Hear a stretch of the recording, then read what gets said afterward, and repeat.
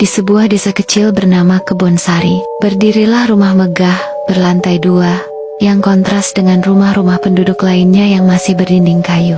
Rumah itu milik Pak Ranu, seorang pria yang baru 3 tahun tinggal di desa tersebut. Awalnya, ia hanyalah pendatang biasa. Ia hidup sederhana, membuka kios kecil di pinggir jalan. Namun dalam waktu singkat, kekayaannya melonjak tak masuk akal. Kios kecilnya tiba-tiba tutup. Lalu ia membeli mobil, tanah, bahkan membangun rumah mewah. Orang-orang desa berbisik-bisik, dari mana datangnya harta Pak Ranu? Usahanya apa? Kok bisa cepat sekali kaya? Bisik-bisik warga mulai curiga. Mereka sering mendengar suara aneh di malam hari, seperti derap kaki binatang besar di halaman rumah.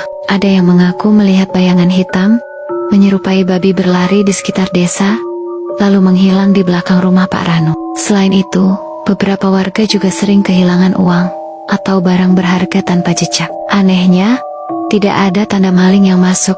Pintu rumah tetap terkunci, dan barang hilang begitu saja. Jangan-jangan ada yang pelihara babi ngepet, bisik Bu Sarmi, tetua kampung, suatu malam ketika sedang kumpul dengan ibu-ibu lain. Rasa penasaran warga semakin besar. Akhirnya, kepala desa, Pak Wiryo, mengajak beberapa orang lelaki untuk berjaga pada malam hari. Mereka bersembunyi di balik pohon besar, tak jauh dari rumah Pak Ranu. Malam itu, sekitar pukul 12, mereka melihat sesuatu yang tak masuk akal. Dari balik jendela rumah, tampak cahaya lilin menyala redup. Tak lama kemudian, pintu belakang rumah terbuka perlahan, dan sesosok babi besar berbulu hitam legam keluar, matanya merah menyala. Babi itu berlari pelan mengelilingi desa. Setiap kali tubuhnya menempel pada dinding rumah warga, orang di dalam rumah merasa gelisah. Lalu keesokan paginya mereka mendapati uang mereka berkurang. Warga yang mengintai menahan napas.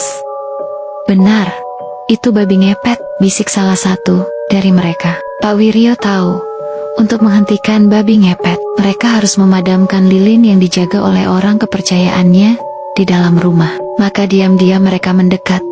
Di ruang tengah, terlihat seorang perempuan muda istri Pak Ranu duduk gelisah di samping lilin menyala. Dengan sigap, salah satu warga masuk diam-diam dan meniup lilin itu hingga padam. Sekejap, terdengar jeritan dari luar rumah. Babi hitam yang sedang berlari di desa mendadak tersungkur. Tubuhnya menggeliat, meraung keras, lalu berubah perlahan menjadi manusia, dan ternyata itu adalah Pak Ranu sendiri. Warga terkejut, marah, sekaligus ngeri. Mereka menyeret tubuhnya ke balai desa.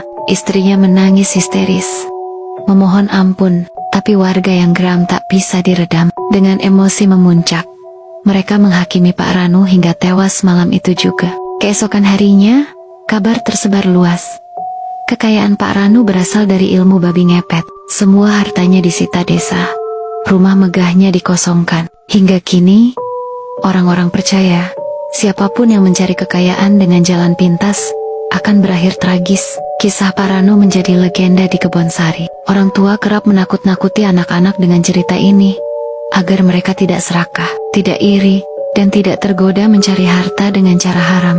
Konon, di malam-malam tertentu, beberapa warga masih melihat bayangan babi hitam berlari di kebun kosong, dekat rumah tua peninggalan Pak Ranu.